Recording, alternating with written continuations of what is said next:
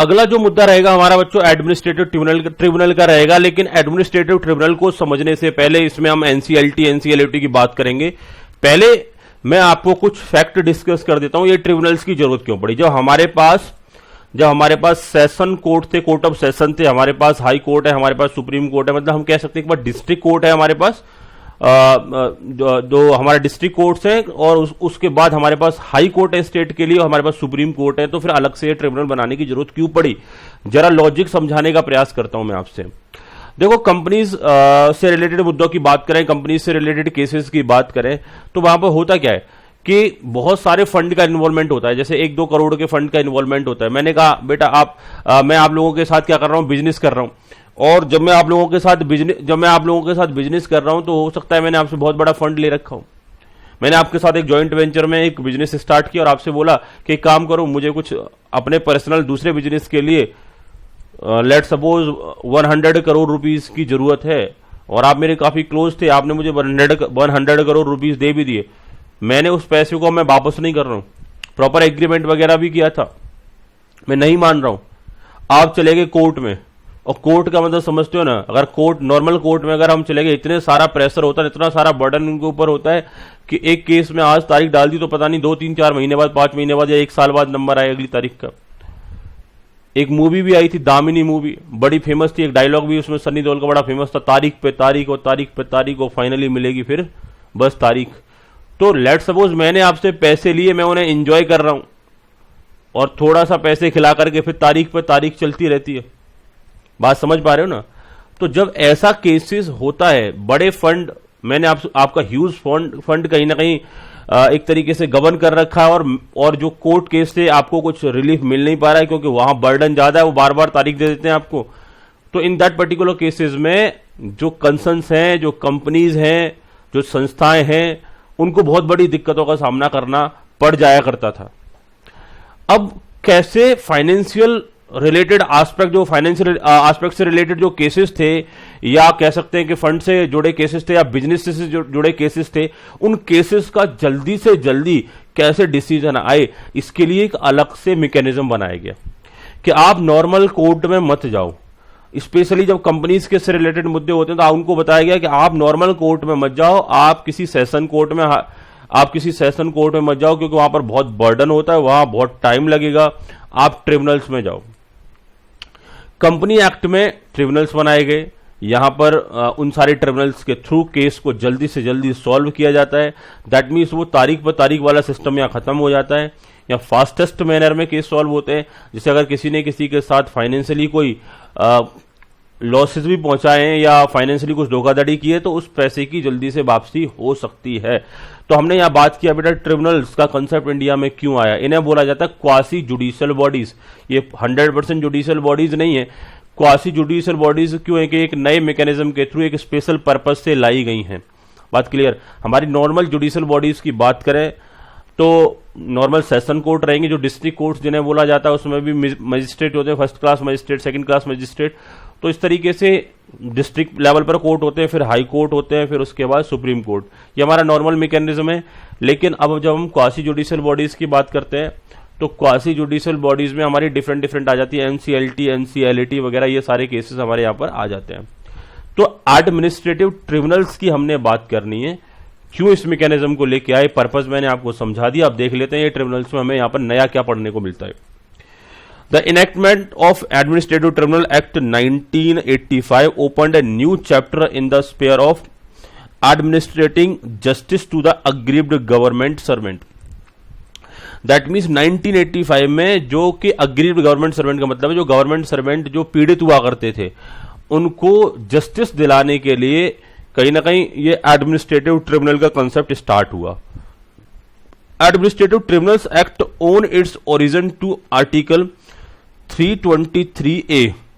इनका कहना है एडमिनिस्ट्रेटिव ट्रिब्यूनल्स की बात करेंगे तो एक्ट करता है its origin to article 323A। Article 322A को फॉलो करते हुए ऐसे ट्रिब्यूनल्स को कहीं ना कहीं ओरिजिनेट किया गया of the constitution of India, which empowers central government to set up by an act of parliament, कि सेंट्रल गवर्नमेंट चाहे तो एक पार्लियामेंट्री एक्ट बना करके क्या कर सकता है, administrative tribunal for adjudication of the dispute and complaints with respect to the recruitment and condition of service of person appointed to the public services and post in connection with the affairs of the union and state. That means constitution of India के article number 223A में ये provision है कि अगर central government चाहे तो एक act बना करके ऐसे ट्रिब्यूनल बना सकता है जो गवर्नमेंट जॉब करने वाले जो एग्रीव्ड पर्सन है उनको इस ट्रिब्यूनल के थ्रू राहत दिया जाएगा या उनको कहीं ना कहीं इस ट्रिब्यूनल के थ्रू न्याय दिलाने का प्रयास किया जाएगा। और ये जो ऐसा लॉ जो बन सकता है वो यूनियन के रेफरेंस में भी बन सकता है, सेंट्रल के रेफरेंस में बन सकता है और स्टेट के रेफरेंस में भी बन सकता है। In pursuance of the provision contained in the Administrative Tribunal Act 1985, the Administrative Tribunal set up under it exercise the original jurisdiction in respect of the service matter of the employed covered by it. जो 1985 का administrative tribunal act था, इसके accordingly जो यहां पर jurisdiction क्या था इन tribunal का, जुरिडिक्शन का मतलब दायरा, ये जजमेंट किसके रेफरेंस में दे सकते थे, ये उन्हीं पर्सन के रेफरेंस जो कि जिनका जो सर्विस में थे, गवर्नमेंट सर्विसेज में जो एम्प्लॉई थे। आगे हम बात करें as a result of the judgement dated 18 March 1997 of the Supreme Court. 18 March 1997 को 1997 को सुप्रीम कोर्ट का एक जजमेंट आया। The appeal against the order of administrative tribunal shall lie before the division bench of the concern high court. इनका कहना है कि जो ये एडमिनिस्ट्रेटिव ट्रिब्यूनल्स थी, एडमिनिस्ट्रेटिव ट्रिब्यूनल्स के अगेंस्ट अगर अपील कोई लगानी है तो फिर डायरेक्ट कहां जाके लगेगी, हाई कोर्ट में लगेगी, किसी डिस्ट्रिक्ट कोर्ट में नहीं लगेगी। तो यहां से एक एग्जामिनेशन क्वेश्चन आपके लिए बन जाता है कि एडमिनिस्ट्रेटिव ट्रिब्यूनल के अगेंस्ट जो आपने अपील लगानी है वो कहां लगेगी, हाई कोर्ट में लगेगी। ठीक बात है। एडमिनिस्ट्रेटिव ट्रिब्यूनल की अगर हम बात करें तो कौन से वाले आर्टिकल से लिया गया है, एडमिनिस्ट्रेटिव ट्रिब्यूनल के रेफरेंस में लॉ कौन बना सकता है, सेंट्रल गवर्नमेंट बना सकता है, पब्लिक सर्विसेज के रेफरेंस में बना सकता है। ये पब्लिक सर्विसेज के रेफरेंस में एडमिनिस्ट्रेटिव ट्रिब्यूनल रिलीफ देंगे। ये एडमिनिस्ट्रेटिव ट्रिब्यूनल्स जो रिलीफ देंगे वो किसको देंगे, ये कहीं ना कहीं एम्प्लॉइज को देंगे, जो गवर्नमेंट एम्प्लॉइज हैं, जो पब्लिक सर्विसेज में इन्वॉल्व एम्प्लॉई हैं, उन सारे एम्प्लॉइज के रेफरेंस में यहां पर रिलीफ दिया जाएगा। आगे हम बात कर रहे हैं the administrative tribunal exercise jurisdictions only in relation to the service matter of the litigant covered by the act. इन्होंने बोला कि ये केवल उन्हीं सर्विस मैटर्स को कवर करेगा जो एक्ट में मेंशन, और एक्ट में कहीं ना कहीं यहां पर पब्लिक सर्वेंट को, दैट मींस गवर्नमेंट सर्वेंट को यहां पर शामिल किया गया था। The procedure simplicity of the act can be appreciated from the fact that the aggrieved person can also appear before it personally. इनका कहना है कि यहां पर अगर प्रोसीजरल सिंप्लिसिटी की बात की जाए, procedural simplicity of the act can be appreciated from the fact that the agreed person can also appear before it personally. That means normal जो कोर्ट होते हैं उसमें आपके बिहाफ पर आपका लॉयर वहां पर अपीयर होता है। यहां पर यह बेनिफिट दिया गया था कि एग्रीड पर्सन खुद पर्सनली वहां पर अपीयर कर सकता है। The government can present it's cases through it's department of officers और लीगल प्रैक्टिशनर। और अगर गवर्नमेंट की बारे में बात करें, क्योंकि यहां पर जो अगर एम्प्लॉई है, एम्प्लॉई किससे परेशान होगा, अपनी गवर्नमेंट से। तो एक पक्षकार एम्प्लॉई तो खुद अपने आप को प्रेजेंट कर सकता है, लेकिन गवर्नमेंट किसको प्रेजेंट करेगी, गवर्नमेंट उस केस में किसको एक तरीके से लीगल पर्सन की तरह प्रेजेंट करेगी। तो वहां पर हम बात करें या तो उसके डिपार्टमेंट के ऑफिसर होंगे या लीगल प्रैक्टिशनर होंगे। दैट मीन्स वहां पर भी जो लॉयर वगैरह होते हैं उनके थ्रू भी गवर्नमेंट केस प्रेजेंट कर सकती है, और उसके डिपार्टमेंट के ऑफिसर्स भी होते हैं उनके थ्रू भी केस प्रेजेंट कर सकती है। तो जब हमने एडमिनिस्ट्रेटिव ट्रिब्यूनल की बात करी तो यहां पर एक फैक्ट हो जाता है कि जो पर्सन होगा वो खुद से अपीयर हो सकता है एडमिनिस्ट्रेटिव ट्रिब्यूनल के सामने। ये एक फैक्ट यहां पर आइडेंटिफाई हुआ। दूसरे फैक्ट की अगर हम बात करें, गवर्नमेंट की बात करें, तो यहां पर गवर्नमेंट के ऑफिसर या लीगल प्रैक्टिशनर अपीयर हो सकते हैं।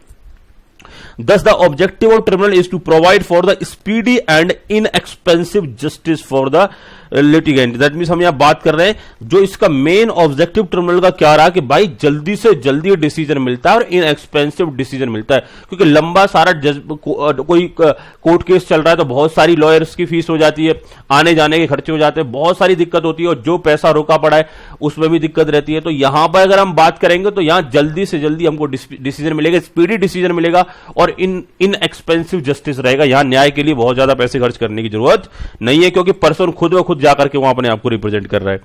The act provide for establishment of the central administrative tribunal and the state administrative tribunal. Central की अगर हम बात करें तो यहां पर सेंट्रल द एक्ट प्रोवाइड, जो ये पर्टिकुलर एक्ट की अगर हम बात करें तो ये एक्ट प्रोवाइड करता है कि यहां पर सेंट्रल लेवल पर भी एडमिनिस्ट्रेटिव ट्रिब्यूनल अपॉइंट किए जाएं और स्टेट एडमिनिस्ट्रेटिव ट्रिब्यूनल अपॉइंट किए जाएंगे। The central administrative tribunal was set up on 1 November 1985। जो हम बात कर रहे हैं, जो सेंट्रल एडमिनिस्ट्रेटिव ट्रिब्यूनल कब सेटअप हुआ? 1 नवंबर 1985 को। There are 17 benches and 21 circuit benches in the central administrative tribunal all over India. अगर सेंट्रल एडमिनिस्ट्रेटिव ट्रिब्यूनल की बात करें तो कितने बेंचेस हैं? 17, 21 सर्किट बेंचेस हैं, मतलब छोटी बेंच कह सकते हो आप इन्हें।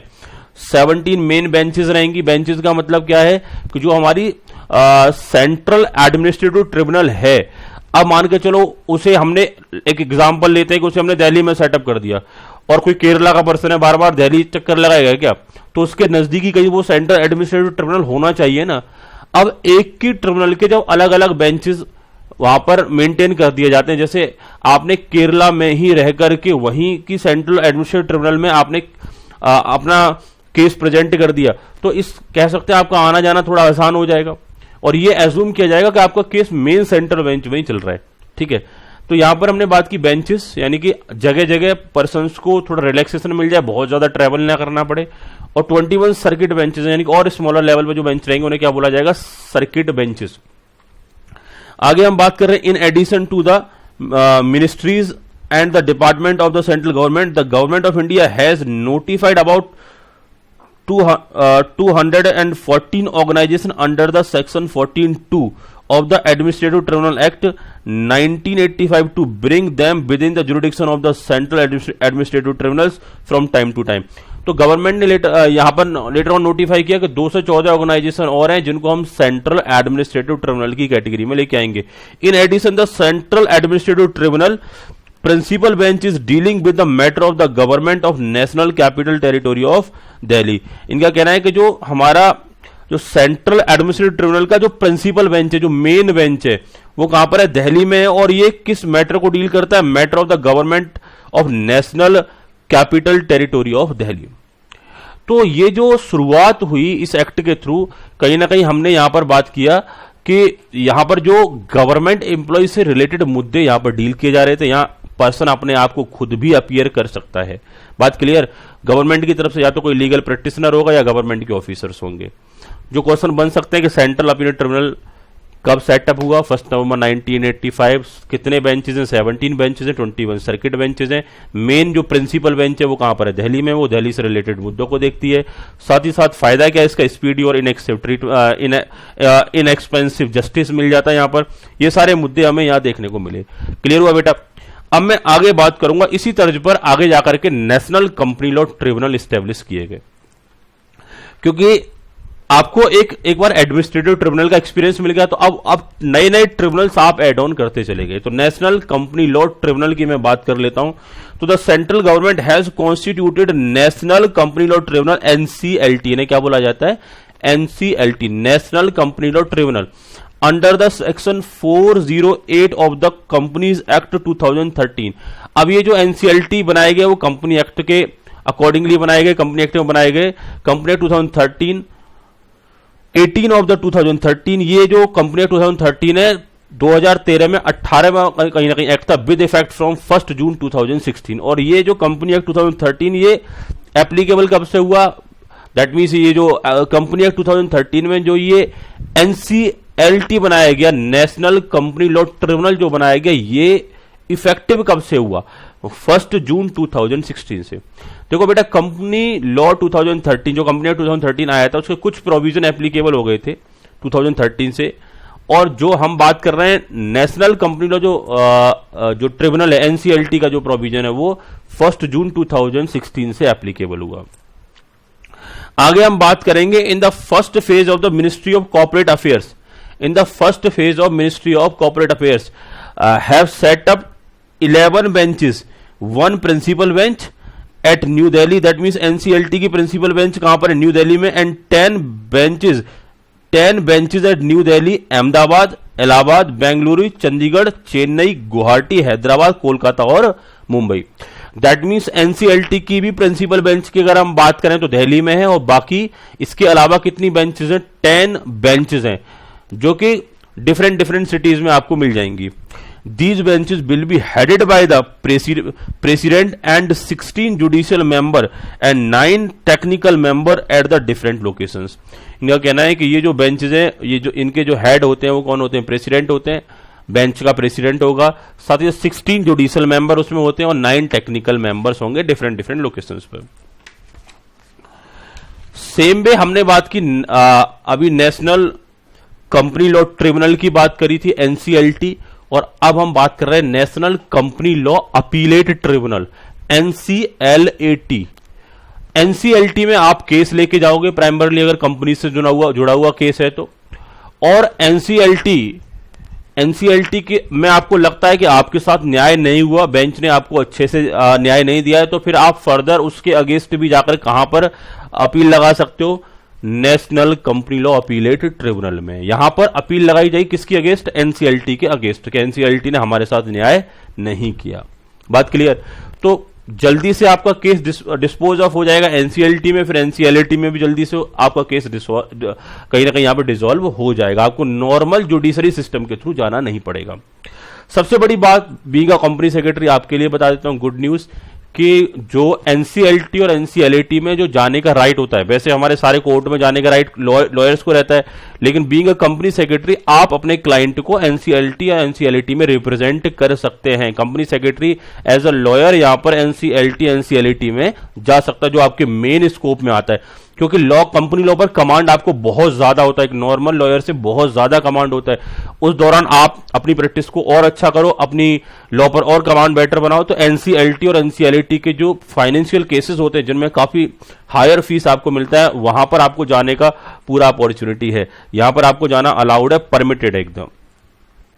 दूसरा, national company law appellate tribunal NCLAT was constituted under the section 410 of the Companies Act 2013 for hearing the appeal against the order of the National Company Law Tribunal। National company law tribunal का जो order था उसके against hearing कहां होगी? National company law appellate tribunal में। NCLT के order के against कहां जाएंगे? एनसीएलएटी में। और ये भी कब से हुआ? इफेक्टिव 1 जून 2016। तो इफेक्टिव डेट आ सकती है एनसीएलटी और एनसीएलएटी कब से हुआ, इनका फुल फॉर्म आ सकता है, ठीक बात है। और यह आ सकता है कि एनसीएलटी के अगेंस्ट जो अपील लगानी है वो कहां लगानी है? एनसीएलएटी में। NCLAT is also the appellate tribunal for hearing the appeal against the order passed by the NCLT under the section 61 of the insolvency and bankruptcy code 2016 IBC with effect from 1 दिसंबर 2016। इनका कहना है कि NCLT की अगर हम बात करें तो यहां पर हियरिंग होगी वो, और अगर हमारा कोई ऑर्डर पास किया है एनसीएलटी ने under the section 61 of the insolvency and bankruptcy code 2016 IBC. अगर एनसीएलटी ने कोई ऑर्डर पास किया है IBC code, insolvency and bankruptcy code में भी अगर कोई ऑर्डर पास किया, उसके अगेंस्ट भी अपील कहां जाके लगेगी? एनसीएलटी में। NCLAT is also the appellate tribunal for hearing appeal against the order passed by the Insolvency and Bankruptcy Board of India under section 202 and section 211 of the IBC। इनका कहना है जब हम NCLAT की बात करेंगे तो ये एक अपीलेट अथॉरिटी है। अपीलेट अथॉरिटी किसके अगेंस्ट है? इनका कहना है insolvency and bankruptcy board of India के अगेंस्ट भी आप कहां जाके अपील लगाएंगे? एनसीएलएटी में। बच्चे कह रहे हैं सर समझ नहीं आया, ये insolvency bankruptcy board of India कौन है, एनसीएलएटी कौन है? आप देखो, एक सिंपल सी बात करता हूं मैं आपसे। जैसे आपके फैमिली की मैं अगर बात करूं, लेट सपोज आपके 2 अंकल है, एक आपके फादर है, ठीक है, दादाजी भी हैं आपके, ठीक है, और मैं आपसे बात कर रहा हूं, जैसे मान के चलो आपके पिताजी ने आपकी पिटाई कर दी, फादर ने आपकी पिटाई कर दी, किसके पास जाओगे शिकायत लेकर के? बच्चे कह रहे मम्मी के पास जाना ठीक नहीं, सिमिलर अथॉरिटी है, वहां झगड़ा हो सकता है, वहां मत जाओ। आप हायर अथॉरिटी के पास जाओ ना, तो हायर अथॉरिटी दादाजी हुए, ठीक है, दादी जी हुई, उनके पास जाएंगे शिकायत लेकर के कि देखो आज तुम्हें गलत मारा गया, आज पिटाई नहीं होनी चाहिए थी, आज इन्होंने गलत काम किया, रोते रोते उनके पास पहुंचेंगे, आज तो मैंने कुछ गलती नहीं की थी। जब गलती करते हैं मारते नहीं, बिना गलती के कभी भी सुताई कर देते, ये से नो। तो फादर ने पिटाई करी, दादाजी के पास जाओगे। अगर अंकल पिटाई करेंगे, तो फादर मदर के पास नहीं जाओगे, तो भी दादाजी के पास ही जाना होता है, क्योंकि वो सिमिलर अथॉरिटी। पता चला अंकल ने पिटाई करी, फादर के पास पहुंचे, उन्होंने भी एक 4 लाख रसीद कर दिया, तो आपको लगा कि ये तो मामला गड़बड़ है, यहां तो शिकायत करनी ही नहीं चाहिए थी। हायर अथॉरिटी के पास जाओ, वहां जाके इमोशनली ब्लैकमेल करेंगे, देखो हमारे साथ गलत किया। सेम वे बेटा, एनसीएलटी के अगेंस्ट अगर अपील लगानी है तो एनसीएलटी में लगेगी। अगर इंसॉल्वेंसी एंड बैंक्रप्सी बोर्ड के अगेंस्ट भी अपील लगानी है, वो भी कहां लगेगी? एनसीएलटी में, क्योंकि insolvency bankruptcy board of India और एनसीएलटी दोनों सिमिलर बॉडीज हैं। इन दोनों के अगेंस्ट अगर कोई पर्सन परेशान होता है तो वो कहां अपील लगाएगा? एनसीएलटी में अपील लगाएगा। सर ये insolvency bankruptcy board of India क्या होता है? Insolvency bankruptcy board of India की मैं बात करूं तो ये जब कोई कंपनी इंसॉल्वेंट होती है उस दौरान ये कुछ जजमेंट पास आउट कर रहे होते हैं, इनके अगेंस्ट जाकर के आप अपील लगा सकते हो एनसीएलटी में। NCLT is also the appellate tribunal to hear and dispose of appeal against any direction issued और डिसीजन मेक और order passed by the competition commission of India. तीसरे वाले अंकल आ गए आपके, CCI, competition commission of India. That means हम बात करें एनसीएलटी, हम बात करें insolvency and bankruptcy board of India, हम बात करें कंपटीशन कमीशन ऑफ इंडिया, ये सारे के सारे पर्सन एक सिमिलर कैटेगरी में आते हैं। इन सबके अगेंस्ट जाकर के अपील कहां लगेगी? एनसीएलटी में लगेगी। As per the amendment brought to the section 410 of the companies act 2013 by the section 172 of the finance act 2017 with effect from, ये तो सेक्शन रेफरेंस दे रखा है कि इस पर्टिकुलर सेक्शन में अमेंडमेंट किया। फाइनली कंक्लूजन ये निकल के आता है कि आप कंपटीशन कमीशन ऑफ इंडिया के ऑर्डर के अगेंस्ट भी अपील कहां लगाओगे? एनसीएलटी में। आप insolvency bankruptcy board of India के अगेंस्ट भी अपील कहां लगाओगे? एनसीएलटी में। एनसीएलटी में। मैंने क्या बोला बच्चों? मैं दोबारा से रिपीट कर देता हूं, आप एनसीएलटी के अगेंस्ट भी, एनसीएलटी के मतलब नेशनल कंपनी लॉ ट्रिब्यूनल के ऑर्डर के अगेंस्ट अपील कहां लगाओगे? एनसीएलएटी में, national company law appellate tribunal में। आप insolvency bankruptcy board of India के ऑर्डर के अगेंस्ट भी अपील कहां लगाओगे? एनसीएलएटी में। आप कंपटीशन कमीशन ऑफ इंडिया के ऑर्डर के अगेंस्ट भी अपील कहां लगाओगे? एनसीएलएटी में लगाओगे। बात क्लियर हो गया? तो यहां पर honourable justice Shri SJ. Mukhopadhyay, former जज of the Supreme Court, is now the chairperson of NCLT. इनका कहना है कि अभी के टाइम पर अगर एनसीएलटी के चेयरपर्सन की बात की जाए तो एस.जे. मुखोपाध्याय जो कि फॉर्मर जज रह चुके हैं किसके? सुप्रीम कोर्ट के, अभी एनसीएलटी के चेयरपर्सन है। ये क्वेश्चन आपके लिए इंपोर्टेंट हो जाता है, किस किस के ऑर्डर के अगेंस्ट एनसीएलटी में अपील लगती है, तो ये मैं आपको यहां मेंशन कर देता हूं बेटा। देखो एनसीएलटी में जाना है, किससे परेशान हो जाओगे? दैट मीन्स अलग अलग मेंशन कर देता हूं, एनसीएलटी। साथ ही साथ में हमने यहां बात करी insolvency and bankruptcy board of India, that mean insolvency and bankruptcy board of India, IBBI, और साथ साथ competition commission of India, CCI. इन तीनों के अगेंस्ट आप कहां जाके अपील लगाओगे? बच्चे कह रहे हैं एनसीएलएटी में, और दोनों ही जगह चाहे एनसीएलटी, एनसीएलएटी, आईबीबीआई, सीसीआई, यहां पर कंपनी सेक्रेटरीज को अपने आप को रिप्रेजेंट करने का राइट है, वो अपने आप को रिप्रेजेंट कर सकते हैं इन बॉडीज के सामने अपने क्लाइंट के बिहाफ पर। अच्छी अपॉर्चुनिटी आपके सामने, बहुत आप लॉ पर कमांड बनाओ, यहां पर काफी कुछ आप कर सकते हो इस फील्ड में। अगले मुद्दे की हम बात करेंगे बच्चों, institute of company secretaries of India, और जो institute of company secretary of India की हम बात कर रहे हैं एक ब्रेक के बाद बात करेंगे।